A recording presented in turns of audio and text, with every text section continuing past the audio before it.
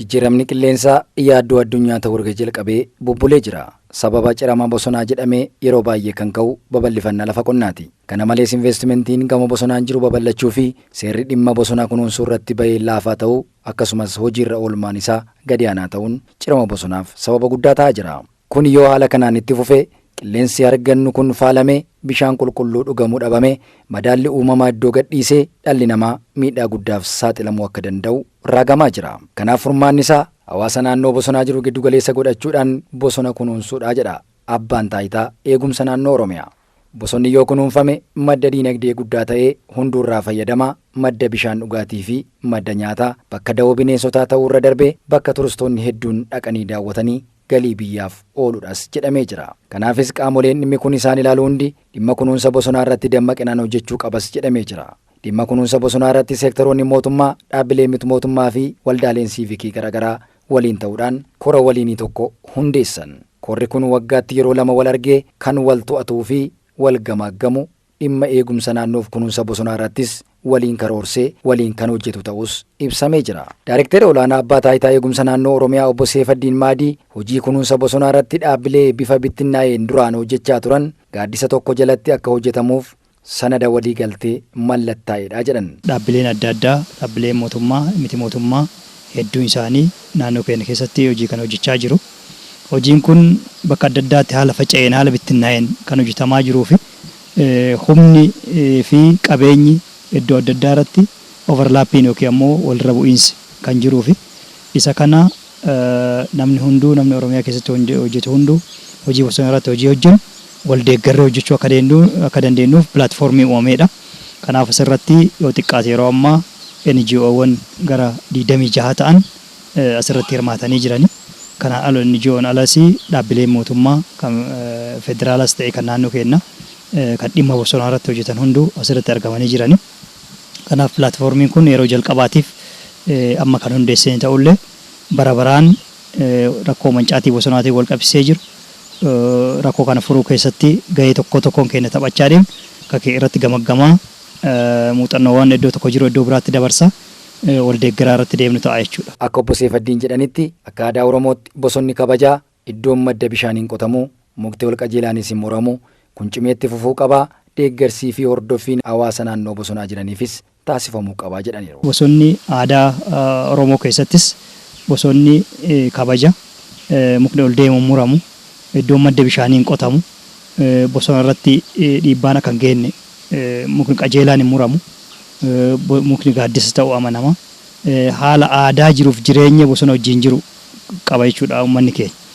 Kana babal'isuudhaan hawaasa biratti yeroo ammaa rakkoo jiruuf jireenya irraa kan ka'e dhiibbaa bosona irratti gaggeeffamaa jiru kana xiqqeessuudhaaf haala jiruuf jireenya isaanii ittiin fooyyeffatan livelihood option jennu kana mijeessuudhaan tokkoffaa kanarrattis wanta eco friendly ta'an yookiin ammoo warra bosona wajjin deemuu danda'an kan akka dammaa oomisha dammaa irratti horii furdisuu irratti kanaan alas dabalataan lukkuu horsiisuu ta'uu danda'a. Hojii babal'aadha inni NGO'wwan kun hojjechaa kan jiran. Bosonni yoo kunuunfame faayidaa hedduu argamsiisaa jiru keessaa yeroo har'aa biyya keenya keessatti gurgurtaa kaarboonii irraa galii argachuun danda'amee jira jedhan. Iddoo tokkotti yaaliin taasifamus bosona harannaa qofarraa garuu yeroo miliyoona 9.9 argamuu danda'ee jira.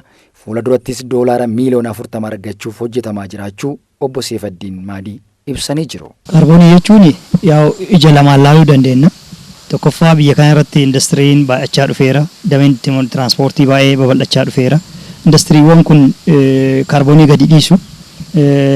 Keessattuu biyyoota addunyaa guddatan irratti bosona baay'inaan hin qabanii baay'inaan garuu industirii qabu. Isaan emishinii yookiin ammoo gad lakkisa gaazota ho'aa jennu kana gadhiisan kana bosona biyyoota guddatan kana keessa jiru kanatu absorb godhee ofitti fudhateeti qilleensa qulqulleessaa jechuudha. Isa kanaaf beenyaa kafalamuu jechuudha gama tokkoon gurgurtaa jechuudha. Bakka adda addaatti wanti xiqqoo yaaliin haa jiraatu malee Baalee irratti kan jalqabame bosona baddaa Baalee jechuun bosona beekamaadha. Bosona harannaa jedhamu bosona guddaadha. Bosonni kun lafa hektaara 200,000 ol kan uwwisuudha. Paarkiin gaarreen Baalees kan keessatti argamu. Bosona kanarratti Faarma Afrikaa fi dhaabbata bosonaaf bineensa bosonaa Oromiyaa wajjin ta'uudhaan hojiiwwan hojjetamee kaarbaniin akkuma durattis pirezenteeshinii irratti dhiyaate gara toonii miiliyoona 9.2 ta'u qarshii yuuroodhaan kan gurgurame yuuroo miiliyoona 9.9 kan gurguramedha. Kun feezii lamaan gurgurame. Kana jechuun gara qarshiitti yoo jijjiiramu sharafa yeroo saniitiin gara miiliyoona 500 yookiin ammoo walakkaa biliyoona qarshii ta'utti gurgurame. Waggaa 8 dhufu keessatti hojiiwwan babal'aa gara Red Plus-tiin hojjechaa jirru bu'aa guddaatu dhufa jennee eegna. Yoo xiqqaatee tooniin miiliyoona 23 hir'isnee hojjechaa jirra. Kana keessaa baankiin addunyaa toonii miiliyoona 4.8 nurraa bituudhaaf waadaa galeera. Kunis gara doolaaraatti yoo jijjiiramu gara doolaara miiliyoona 40 kan waliigalteen mallattaa'e. Kun waggoota muraasa keessatti hojiirra kan oolu ta'a. Obbo Araarsaa Raggaasaa hojii gaggeessaa dhaabbata bosonaa fi bineensa bosonaa Oromiyaati. Akka Oromiyaatti itti fayyadamni lafaa poolisiin deeggaramee hojiitti hiikamuu dhabuun qabeenya uumamaa akka bosonaa qabnu miidhaa jira. Kana hambisuuf qindoominaan hojjechuutu murteessaadha jedhan. Itti fayyadamni lafaa keenya poolisiidhaan hin deeggaramne, seeraan hin deeggaramne, karooraan hin deeggaramne. Karoorallee qopheessinee kaanee karoora itti fayyadama lafaa bal'inaan hojjetamaa jira Oromiyaa keessatti. Inni sun immoo deebi'ee hojiirra ooluu dhabuun mataansaa qabeenyi kun akka dhiibamuu fi karaa karoora irratti hin hundoofneen itti fayyadama lafaa biratti akka jijjiiramu ta'aa jira jechuudha. Kanaaf amma lafti bosonaa baay'inaan maal argaa jirra? Karaa karooraan hin taaneen gara qonnaatti jijjiiramaa jira, gara seetilimentii yookaan qubannaa namootaatti jijjiiramaa jira, gara magaalaatti illee jijjiiramaa jira jechuudha. Ciramni bosonaa ammallee reetiin ittiin jiru guddaadha jechuudha. Ammas fala ta'uu kan danda'u qindoominni baay'ee murteessaadha. Asiin misoomsine karaa biraa immoo yoo bosonni manca'e riisorsi beeziin keenya yoo manca'e inni sun guddina yookaan jijjiirama biyyaa tokko itti fufiinsa qabu fiduu hin danda'u.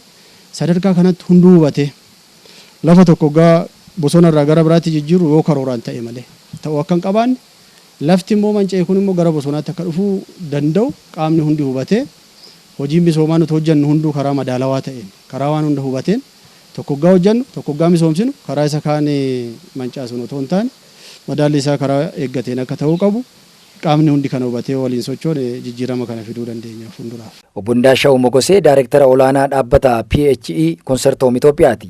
Dhaabbanni isaanii fayyaa fi eegumsa hawaasaaf naannoo eeguu irratti kan hojjetu ta'e akkasitti gaaddisa tokko jalatti qindoominaan hojjechuun hojii hunda keenyaa kan milkeessuu fi qisaasama maallaqaas kan hambisudha jedhan. ከኦሮሚያ አካባቢ ጥበቃ ባለስልጣን ጋር በጋራ በመሆን ነው ዛሬ መድረኩን የጠራ ነው እንዲመሰረትም የተቻለው ማለት ነውና በክልሉ ያሉ በተለይ ከደን ጋር ተያይዞ ስራ ያላቸው አካላት በጋራ በመምጣት የተሻለ ውጤት ለማምጣት የሚያስችል መድረክ ነው ብለን ነው። ኦቦ ዳቀቦ ዳሌ ዳይሬክተር ኦላና ዳበታ አንሲዳቲ dhaabbanni isaanii hawaasa naannoo bosonaa jiru waldaan gurmeessuun bosona kunuunsaa irraa akka fayyadaman deeggaraa jiraachuu ibsanii jiru.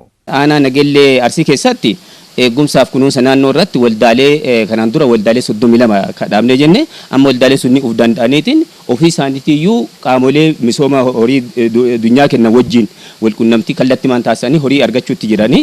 Inni biraa immoo anniisaa haaromsaa keessatti gamoo qusannaa qoraanii 1,700 biqiltuu haga dhaabanne waggaa 18 keessatti miliyoona 4.1 bakka itti hojjennu wanni hojjetame sun qabatamaan lafarratti mul'ata.